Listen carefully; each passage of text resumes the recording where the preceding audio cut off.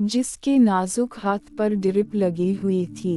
वो बगैर कोई आवाज पैदा किए चेयर पर बैठ गया और आँखों के रास्ते अपनी शहजादी को दिल में उतारने लगा। मैं तुमसे वादा करता हूँ, जिसने तुम्हें तकलीफ पहुंचाई है इन सब से बदला लूंगा।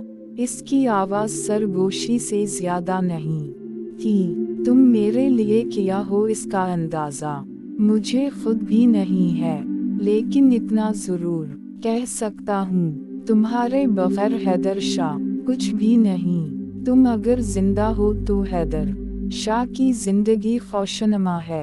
तुम्हारे दिल की धड़कनें अगर चलेंगी तो हैदर शाह का दिल भी जिंदा रहेगा। लेकिन कभी अगर कभी मुझे तन्हा करने का सोचा भी तो मैं तुम्हें बहुत वहशतनाक सजा दूंगा। तुम अपना ख्याल रखो और बाकी सब परेशानियां मुझे दे दो। मैं तुम्हें कभी मायूस नहीं करूंगा। संदस इसके एक एक लफ्ज में सच्चाई थी।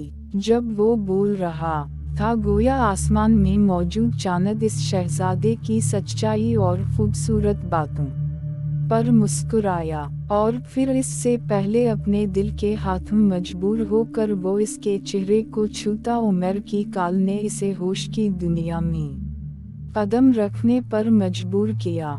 एक आखिरी निगाह इसके बेखबर वजूद पर डालता हुआ वो कमरे में मौजूद वाहिद खिड़की से छलांग मारता हो वहां से चला गया था। इहतिशाम साहिब बहुत बार नबीला बेगम से संदस के बारे में पूछ चुके थे। इसकी रात के खाने पर डाइनिंग टेबल पर गैर मौजूदगी पर वो परेशान हो गए, जिसके बाद इन्होंने खुद ही सनद सिंह के कमरे का रुख किया। जब वो इसके कमरे में दाखिल हुए तो वो खुद में समटी हुई की बेड पर दराज थी। इसके सिल्की बाल आबिशार की तरह तकिए पर बिखरे पड़े थे। संदस बैठी। इन्होंने नरमी से इसे मुखातब किया। जब इनके बार बार पुकारने पर भी संदस की जानिब से कोई जवाब मौसूल ना हुआ तो वो फकरमंदी से इस के पास आकर बैठ गए। संदस इन्होंने जैसे ही इसकी पेशानी पर हाथ रखा तो वो सकते में आ गए। संदस बुरी तरह बुखार में जल रही थी। इहतिशाम साहिब ने पूरा घर सर पर उठा ली था और नबीला बेगम पर एक तैखी निगाह डालते हुए संदस को लिए हॉस्पिटल की जानिब रवाना हो गए। अब वो हॉस्पिटल में मौजूद थे। डॉक्टर ने इहतिशाम साहिब साफ कह दिया था कि संदस किसी ज़हनी दबाव का शिकार है।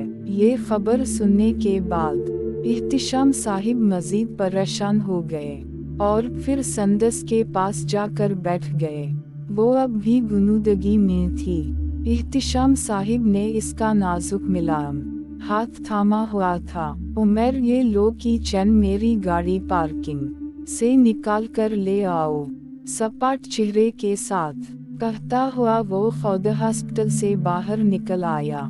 उमर ने गाड़ी इसके पास आकर रोक दी। तुम घर जा सकते हो उमर, मैं आज रात यही रुकना चाहता हूँ, इसने उमर को एक नज़र देखने के बाद कहा। लेकिन तुम यहाँ कैसे रह सकते हो? उमर ने इस दीवाने को घूरा था। अजीब सवाल मत किया करो और जाओ अब यहाँ से।